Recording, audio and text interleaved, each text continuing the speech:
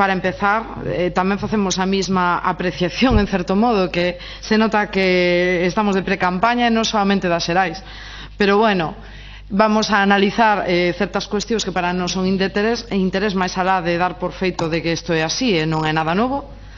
Entón, polo tanto, en primeiro lugar, con respecto ás cuestións que vostede mencionou das partidas de xustiza, todo o que sea incrementar e poder subsanar as reclamas dos traballadores e traballadoras de xustiza e de déficit de infraestructuras e demais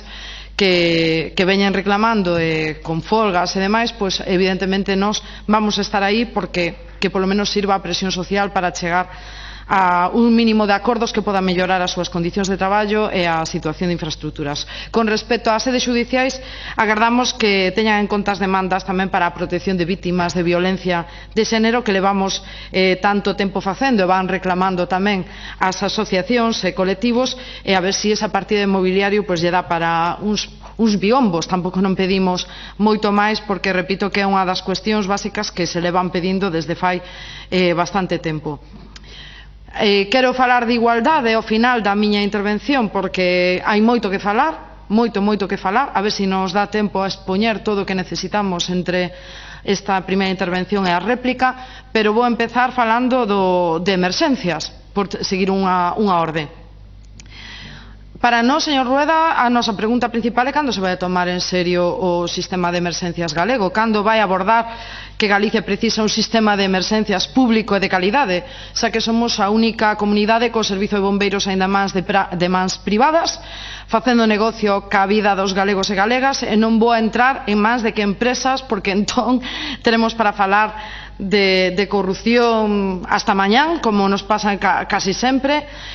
dos seus nomeamentos para... Onte non gustou a palabra, pero non me refería a este Parlamento, pero xa todos sabemos de que falamos, dos chiringuitos que se montan de administración instrumental a costa dos cartos públicos.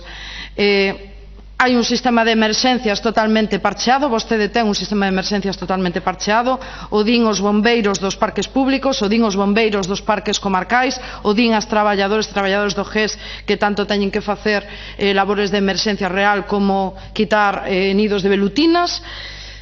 Saben que como se xestiona a seguridade das persoas no noso espacio público, son eles quenes o saben,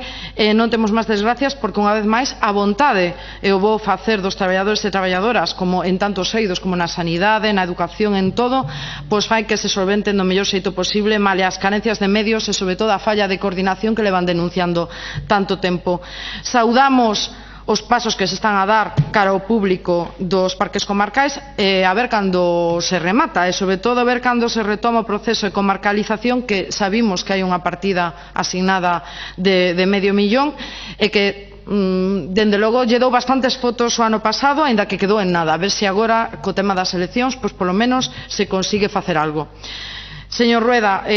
nós consideramos que con parches e con chiringuitos non se pode abordar a seguridade dos galegos e galegas. Entón, lle pedimos que sexa valente e que abordemos esta cuestión dun xeito integral cara a un sistema público e de calidade, ou polo menos nós facemos esa aposta de xeito claro.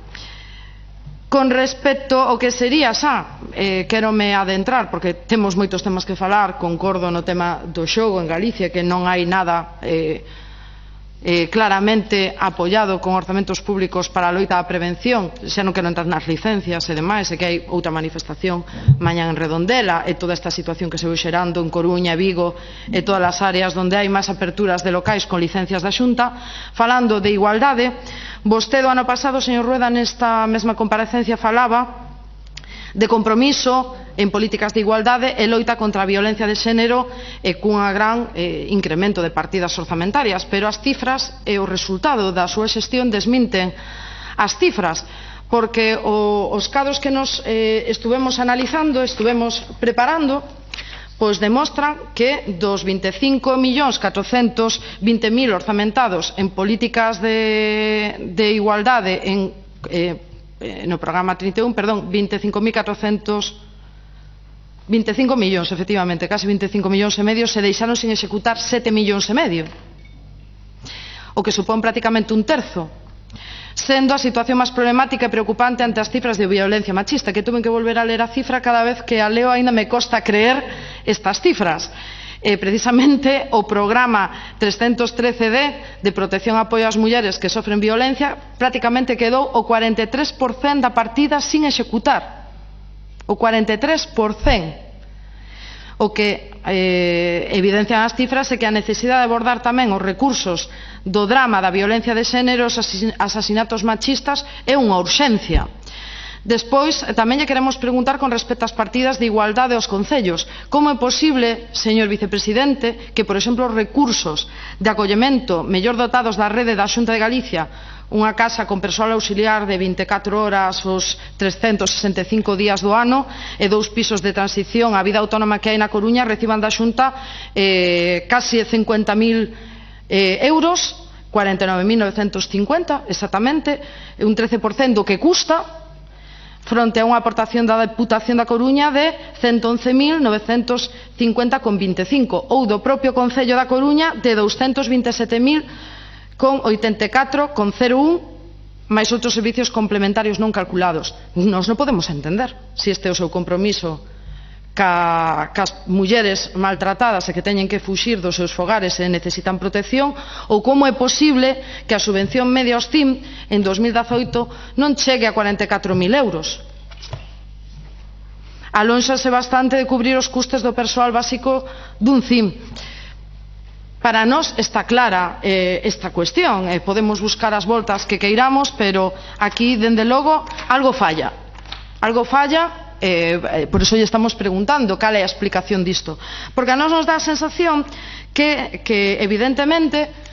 aquí hai que amosar unha preocupación pola violencia machista e pola igualdade, porque hubo 2 8 de marzo onde ademais vostedes meteron a pata por non querer apoialos, que foron multitudinarios e históricos na historia de Galicia, non só no conxunto do Estado. Entón hai que en eleccións facer propaganda, pero despois os datos e os feitos demostran que o que hai é moito marketing, moita propaganda, pero que hai pouca política real. Entón, nós, para poder ser rigurosos, e seguramente non me dé tempo a explicalo todo, yo podo entregar a nosa análise se quere, fomos ao informe de impacto de xénero, que, como sabe, é obrigatorio para presentar con estes orzamentos, que nin estrutura ten de informe de impacto de xénero, que xa é curioso, que é un documento requerido por diferentes normativas e que trata de identificar como cada un dos programas orzamentarios asume en función das súas posibilidades e oportunidades de intervención a obriga da integración efectiva e activa dos principios de igualdade de oportunidades e igualdade de trato entre homes e mulleres.